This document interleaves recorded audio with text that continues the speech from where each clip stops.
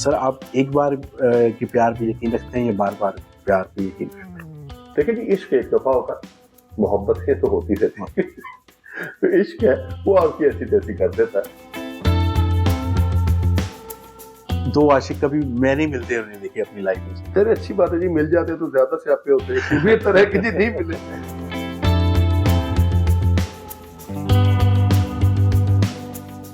कहूँ कि लोग आपकी जिंदगी में तीन तरह से आते हैं, for a reason, for a season and a lifetime. तो अगर रीजन और सीजन वाले आते हैं तो लाइफ टाइम वाला भी कहीं ना कहीं फिर होगा। जब लव यू है, वाई ओ यू है, तो उसका कॉन्सेप्ट बनता है your own uniqueness. You need to love your own uniqueness. Sir मैंने आपके बहुत सारे इंटरव्यूज देखे हैं, उसमें आप प्यार मोहब्बत में बड़ी बातें करते हैं। जी बिल्कुल। सर आप एक बार के प्यार पे यकीन रखते हैं या बार-बार प्यार पे यकीन रखते हैं? देखिए जी, इश्क एक दफा होता है, मोहब्बतें तो होती रहती हैं।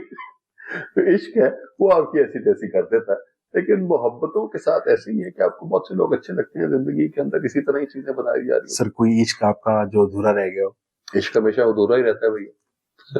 थोड़ा सा आप बताना चाहें इश्क की जिंदगी नहीं, वो बस आपके साथ जिंदगी यही है कि जी आपका अपनी जिसकी आप ख्वाहिश करते हैं वो आपकी जिंदगी का हिस्सा नहीं होता, वो सिर्फ एक कहानी बन के रह जाता। आप एक इश्क की बात करते हैं तो इश्क के साथ यही होता है कि जी आप चाहते हैं कि आप उस इंसान के साथ अपनी जिंदगी गुजारें, लेकिन वो चीज नहीं बन सकती, तो आप उसी को ही हर इंसान में ढूंढने की कोशिश करते हैं, जो कि गलत काम है, लेकिन आप कर रहे होते हैं। तो सर ये इश्क के साथ ही ऐसा क्यों होता है? इसके साथ ऐसे ही है, दैट्स हाउ।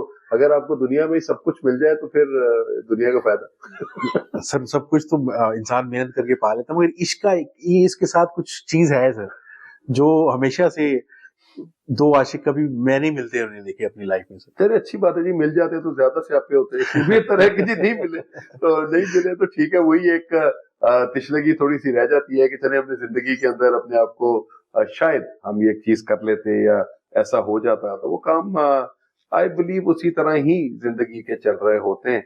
तो वो मैं हर दफा पे एक बात कहता होता हूँ कि लोग आपकी जिंदगी में तीन तरह से आते हैं, for a reason, for a season and a life time.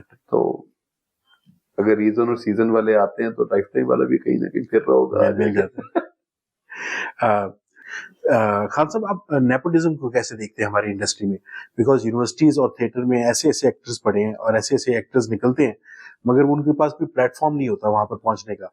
मगर हमारी इंडस्ट्री में नेपोटिज्म इतना है कि अगर फॉर एग्जांपल किसी के वालिद काम करते हैं तो उनके बेटे या बेटी लाजमी काम करेंगे उस हमारी इंडस्ट्री में। नहीं अहमद, ये अदर देन फैक्ट कि वो टैलेंटेड होंगे ना। I don't think so. मेरे हिसाब से ये है कि अगर आप देखेंगे, एक ऐसी फील्ड है कि अगर आप टैलेंटेड होंगे तो लोग आपको सराहेंगे, और इसके अलावा नहीं है। फिर भी सर प्लेटफॉर्म तो मिलता है ना। देखिए प्लेटफॉर्म, जारी बात है कि आप जिस जॉब में जा रहे होते हैं, अगर कोई डॉक्टर है या लॉयर है या इंजीनियर है, तो वो भी अपने बेटों को लॉन्च करते हैं या बेटियों को लॉन्च करते हैं कि जी आप हमारे साथ आ जाएं। तो हमारी भी वही फील्ड है, तो वी वुड लव, और हर बाप का ये होता है कि यार अच्छा मेरी फील्ड है, मैं अपने बच्चे को या बेटी को उसमें आसानियां दे सकता हूँ, तो मेरे रेफरेंस से शायद लोग जरा बेहतर तरीके से चीज कर सकते हैं। तो आई थिंक सर इसमें कोई नेपोटिज्म तो नहीं है। अगर आप पहली दफा आते हैं और आपको डायरेक्टर्स को लगता है कि ये बच्चा बहुत अच्छा है और ये काम कर सकता है, तो व्हाई नॉट। सर नहीं, किसी का हक तो नहीं वो छीन रहे होते? नहीं, हक देखें, हक किसी का भी नहीं छीना जा रहा होता। आपको एक कैरेक्टर दिया जाता है और उस कैरेक्टर के साथ अगर आप इंसाफ कर जाते हैं तो वो आपकी अपॉर्चुनिटी आपको मिलती है, यू ग्रैब दैट अपॉर्चुनिटी, और हर इंसान वो अपॉर्चुनिटी को ग्रैब करता है। सर उनके कॉन्टेक्ट्स होते हैं, वो इन्फ्लुएंस रखते हैं।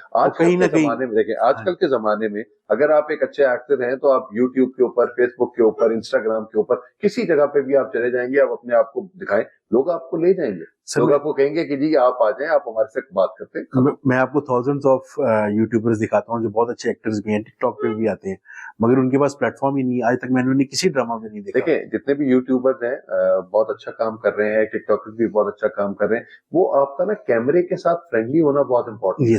देखिए जो यूट्यूब का कंटेंट है वो आप अपने मुताबिक बना रहे होते हैं, टिकटॉक का भी आप अपना जो आपका दिल चाह रहा है आपने वो बनाया, बट जब एज एन एक्टर आप बात करते हैं तो आप डायरेक्टर्स एक्टर होते हैं कि आपको लोग किस तरीके से आपको समझते हैं या बताते हैं, तो आपको उनके मुताबिक चीजें करनी होती हैं, तो उसके लिए आपको थोड़ी सी पेशेंस चाहिए होती है। तो वो पेशेंस शायद हमारे बच्चों में या सब जनरेशन के अंदर अगर आ जाए तो आई थिंक ये चीजें बेहतर हो सकती हैं। कहीं ना कहीं सर थोड़ा सा तो आप मार्जिन देंगे कि उनको थोड़ा सा फेवरेट होते हैं वो लोग बच्चे। बिल्कुल होते हैं जी। देखें, आप एक सारी जिंदगी अगर आप तमाम एक्टर्स में रहे हैं, डायरेक्टर्स में रहे हैं, तो आप उनको देख रहे हैं, उनसे मिल रहे हैं, बात कर रहे हैं। आपके अपने वालिद अगर उस फील्ड से मुंसलिक हैं, तो आपको इन चीजों का अंदाजा होता रहेगा कि यार अब्बा के साथ में गया था, कैमरे का फ्रेम इस तरीके से देखा जाता है, कैमरे को इस तरीके से फेस किया जाता है, तो वो बच्चों को उनका अंदाजा ज्यादा हो जाता है, and they are more confident, I believe so. Actors ना भी हो तो चल जाता है।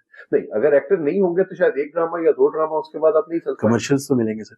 कमर्शियल के लिए भी यही है, जब तक आप देखें कितनी देर तक कोई आपके साथ प्यार मोहब्बत करेगा। फेस कहीं ना अपना काम तो आता ही आता है। फेस अच्छा हो तो कमर्शियल्स तो सर मिल ही सकते हैं जी कॉन्टेक्ट। जी, फेस बिल्कुल अच्छा हो, लेकिन फेस के साथ आपको बहुत सी चीजें ऐसी हैं कि जहाँ पे आपको एक्टिंग भी आनी चाहिए, बिल्कुल सर। तो आप अपना काम कर सकते हैं।